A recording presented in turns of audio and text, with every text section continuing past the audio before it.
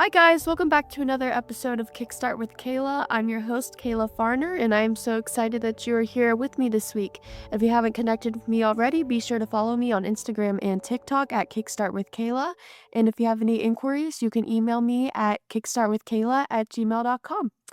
Happy New Year, everybody! It is officially 2026, and I thought it'd be a great way to start the new year by just talking about what we have planned. And I brought a special guest on for that. So I am back with my dad. Hello, everyone. It's good to be back with you. Happy Li- New Year. Happy New Year. So, um, one thing that we talked about after we recorded our episode a couple weeks ago, if you haven't checked that out, you should, is our one word. And I think we had briefly mentioned that in the episode, if I'm not mistaken. Is that right? We did. Yes. Yeah. And so I think we wanted to go more in depth into it, especially with the new year because it resonates with that. Dad, if you want to go ahead and define what the one word is. Sure. Well, the first time I ever heard about it was, I think, from Phil Anderson, who has done a lot with Young Life and has been a pastor at our church. And he did a sermon on it. And it just made me think about it. I think there's actually a book about one word. Yeah. I'm sure there is. And I think I read it several years ago. I just can't remember what it's called. It's probably called One Word.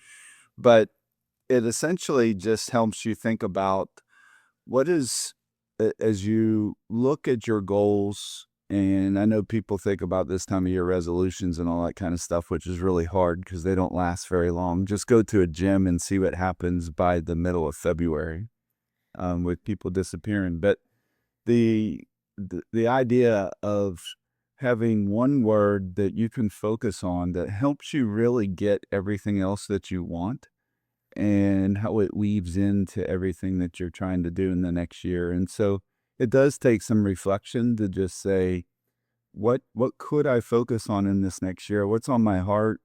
Um, who am I, and what am I becoming?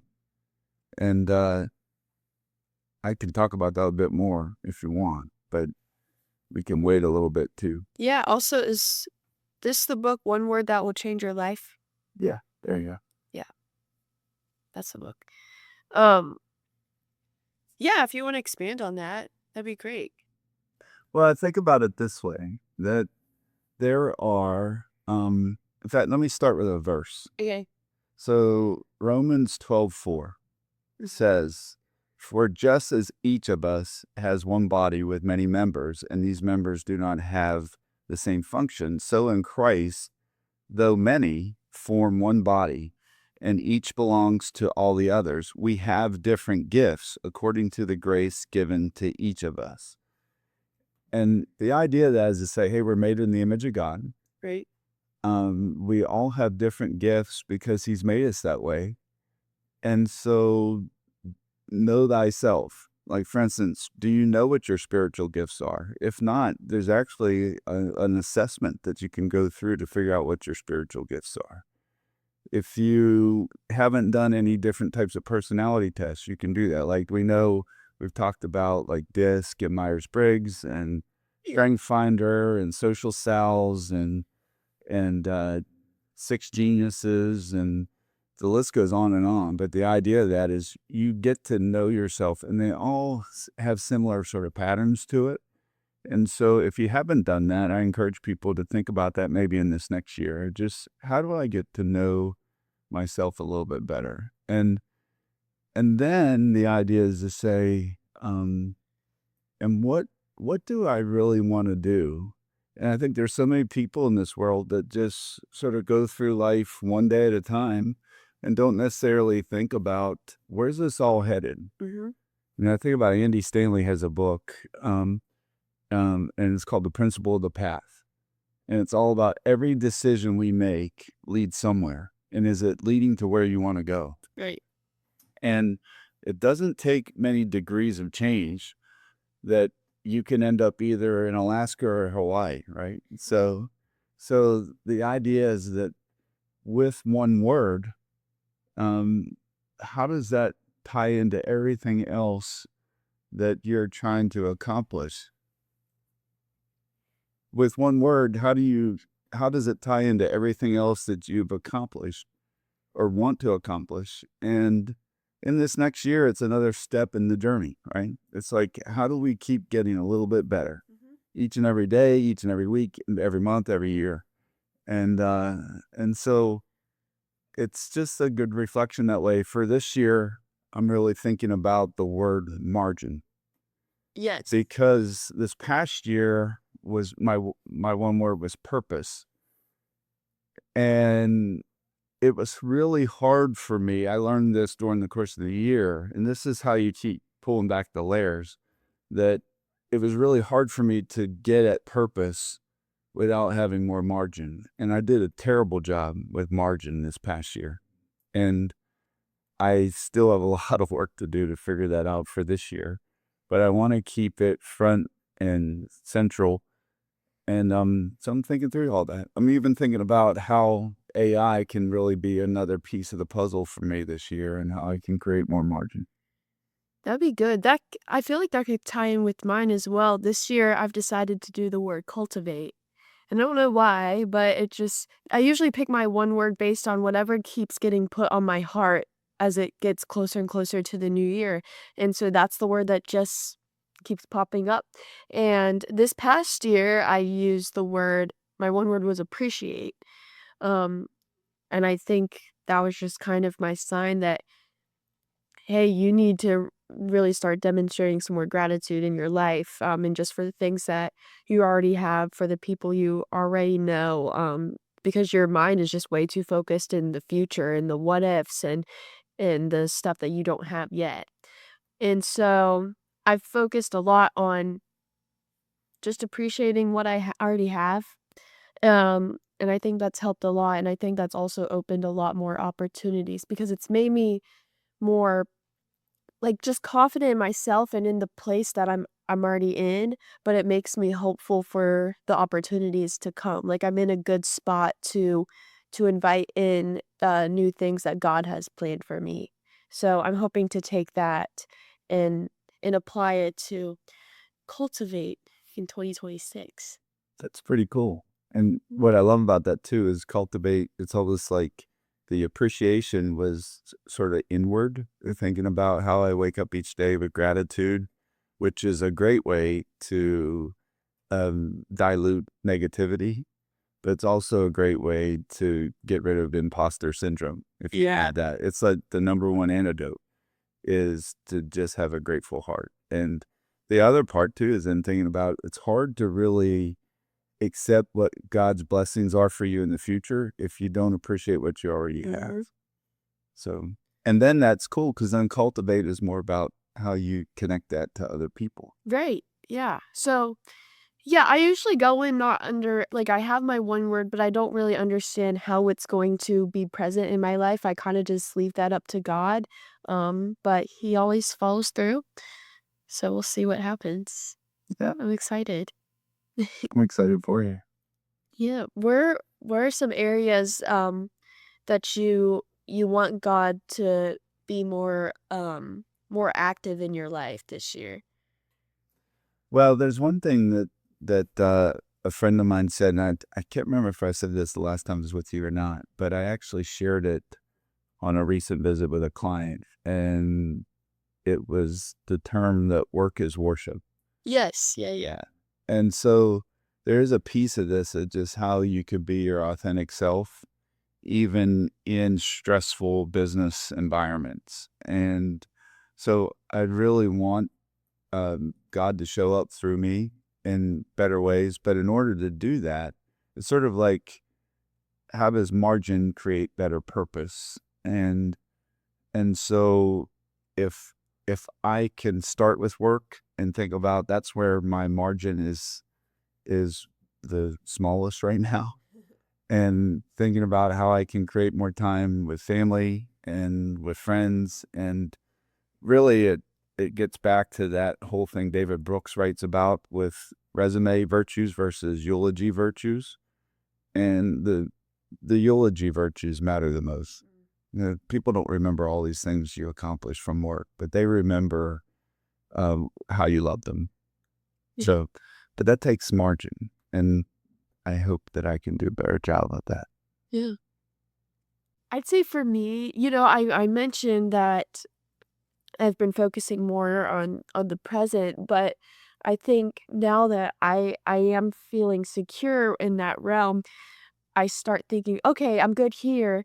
Now I can take hold of my future." And I like to put that into my hands. And sometimes, like I do believe that boredom is a very good thing.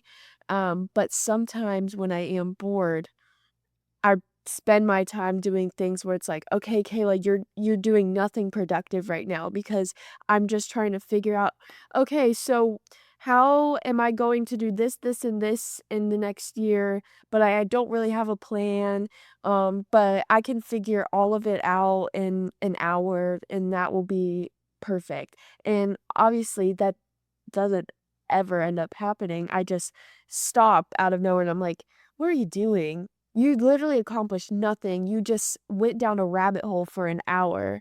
And so I think that's where I need to invite God in and say, like, "Stop, make like, I want this is all yours, and I'm worrying too much about it. I'm trying to take the wheel, like, just put me in the passenger seat, and I need to let you drive."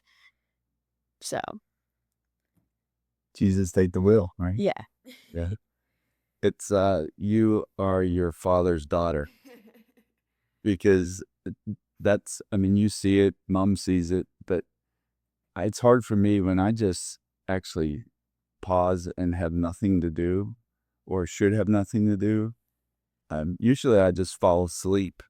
Sometimes bother mom with my snoring because I I'm so exhausted at that point. Like it's just like keep moving because any downtime feels like it's unproductive. Mhm.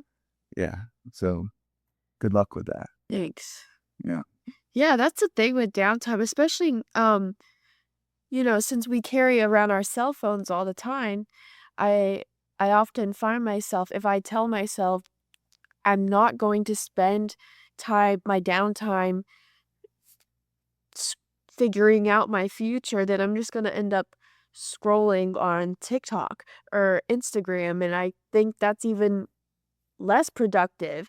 And so it's a battle that, especially I've noticed over break, I've really been struggling with. And I think it's just because I'm in the mindset of, oh, I'm on break. I don't have anything to do. Um, in 2026, I need to get better at that. Well, it's that pursuit. There's a couple things that reminded me of a quote, and that really comes. I've heard Tony Robbins say this. It says most people overestimate what they can accomplish in a year, and underestimate what they can achieve in 10 years. And part of it was just saying, how do you, as you think about, um, if you aren't pushing yourself, we talked about this the other day. Remember that whole thing around contentment Yes. versus complacency. And you should always be content and grateful, but don't let it slip into complacency where you're not pushing Mhm. yourself. And so part of this, like if I think about the vision, I was thinking about this when I was hunting. So, because I do reflect on things. And I was like, what is it about that you can really control or at least have influence on? And it's just keep working to be your very best self. So how can I be the best Bill Fahrner I can be? What's that look like if I could reach my maximum potential? The discouraging thing in that is all the bonehead decisions or stupid things I did in the past that held me back or moved me in different directions. So you feel like you have to make up for those things. But ultimately, it's like that analogy with the jar. You put the big rocks in, then you put the pebbles in, then you put the sand in, then you put the water in. But big rocks need to be the most important things. And with all those key components of your life, whether it's finance or your health or your spiritual life, etc., that it feels like, hey, I'm doing good here. But by doing good here, all of a sudden now it's impacting how I'm doing here. And it's like, it's hard to get all of them at maximum potential. And that's where it's like you're trying to squeeze all that out. And I think that's why margin has really been heavy on my Mm. heart. It's like it's like the saying, "If you've done your best, God will do the rest." And so, if they aren't level, I mean, whatever gaps are present, that's where it's such a great opportunity for you to ask God, like, "Where I fall short, you pick up those pieces and you make that level for me." Well, it is a piece too of saying, but what are you doing to improve? Because there are always, especially it's dangerous to play the comparison game. But from a competitive nature, if you're not doing something better yourself, someone else is. And so is that a motivator for you? It might be, may not be. Yeah. It depends on what motivates you too. And that's a piece where even just like reading and some people say, hey, you should read something, watch something, or listen to something every day that helps improve your life. That's what I focused on in my class back in the spring. For you guys that don't know, I took a class called The Art and Science of Expertise, um, my freshman year of college, and it was all about becoming an expert in something. And so I chose, because I was inspired by what you said, to read, listen, or watch something to make that would make me a better person every day. And it it started off, being very intentional of like, okay, I actually need to find something that will check that off the list for the day. But the more that I just kept up the habit, the less I stopped looking for it and it just showed up naturally in my day-to-day life. Like, for example, I around the same time, I started getting into audiobooks, and so instead of music, I would just put on an audiobook, or a podcast, and when I walked to class, or I would read. I picked up reading again, and so I'd read my books, or even some of my lectures, I noticed, like, "Hey, this is if I take what they're telling me, like, this could actually improve my day-to-day life," and I would realize that there's just little things in every day that make me a better person, but once I started looking for those opportunities, they just came naturally. And it's amazing the technology now, how, I mean, there's even apps out there where you can take a picture of a book and it will read it to you in um, different types of famous people's voices and stuff like that. So there are all kinds of ways, depending on how you learn best. I mean, some people like to listen or watch or read, on their own and do that. It reminds me, and this gets back to the AI piece of this too, is that I have been doing this AI strategy summit or advantage. It's called the AI Advantage, and there's a guy that was on there, and then I did a webinar with him the other day, Mhm. and his name is Zach Cass, and he was actually the head of go to market for OpenAI, which is ChatGPT. So he knows what he's doing, and he is the one that had that quote that AI is the brush, human potential is the masterpiece. Yeah. But he was talking in this last episode about unmetered intelligence.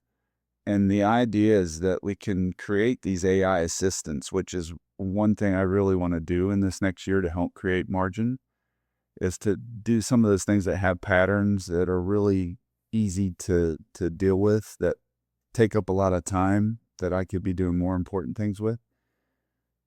But with unmetered intelligence, if we get there, the idea is that no one really will ever have an issue with having access to anything they want to know. Question is, what do they do with it? Right. Yeah. And then how do you better everyone's life with that? And so a lot of people get scared with AI. I actually lean on the side of saying, I think it's going to help us be more human. I think it's going to improve our humanity and create more margin, maybe allow people to work less, but be more productive and effective. And what are they going to do with that extra time that will help serve their family, their friends, and the world? I am curious about this, and every time I see this on TikTok, I think, "Oh, I need to ask. I want your opinion on it." I've seen where a lot of Christians have been saying that AI is like the introduction of the mark of the beast and the Antichrist. Um, and that a lot of people are just worried that this is going to completely take over, and it's almost like a lot of people I've noticed they're scared that people are going to start almost replacing their faith in God with just taking what they're worried about and what they should be putting their faith in and just putting it into the chat box and almost using AI as their God. And I wanted your opinion on all of that. Well, it's pretty deep. It is. That one is. Part of it I step back from and say, I mean, if you like, I grew up with Star Trek, right? So they were, they're flying around in these spaceships, and there was no one was passing around money or anything like that, and it was just so future oriented that's ever hard to think about it. But we're actually moving in that direction. Like we have all these automated vehicles now, and we're going to have that with flight, and all these things are going to happen.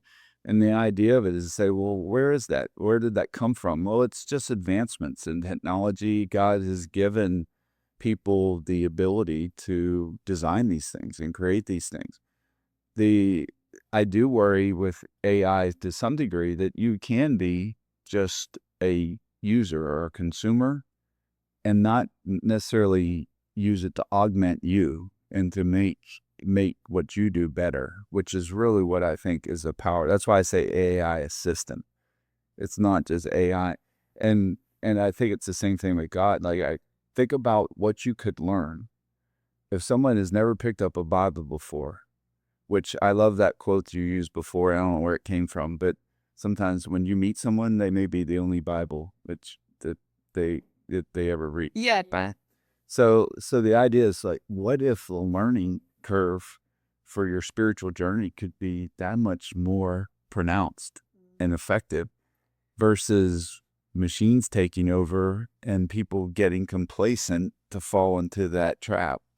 But knowing that God's in control, we already know He won. He's the bookends. That's the Alpha and the Omega, right? So I actually think there's a renaissance happening right now of a revival with young people in their faith walk, and I think it's super exciting. And I think it's gonna be really interesting to see how AI comes right up alongside it yeah. and actually helps it get even better. Yeah, there's been a tremendous increase in Christians, especially in my generation, which is really cool to see. I saw a I need to pull this up. I saw this um statistic the other day that I thought was pretty cool. Yeah, this is happening in the UK. New data shows that faith in God among this is from the Instagram account Jesus. 18 to 24-year-olds have nearly tripled from 16% 2021 to 45% in early 2025. Um, yeah, so it says Gen Z belief in God has tripled in only 3.5 years. And that's just in the UK. So I think just in the world in general, I think it's a great revival. Well, and it still holds true that I think about our former senior pastor retired. And even just, I always hang on to this. It's Jesus plus nothing, right? So if anything else gets in the way, then then it becomes another idol, and you've talked about that. But think about this: that Americans today scroll over 300 feet of swiping on their phones per day, which is the size of the Statue of Liberty. That's a lot of just scrolling, Yeah. zombie scrolling or whatever they call it. And so the point is that we can get sucked into all that, right? And that can impact productivity, but it also can pull you away from your relationship with God. But what if it actually could pull you in?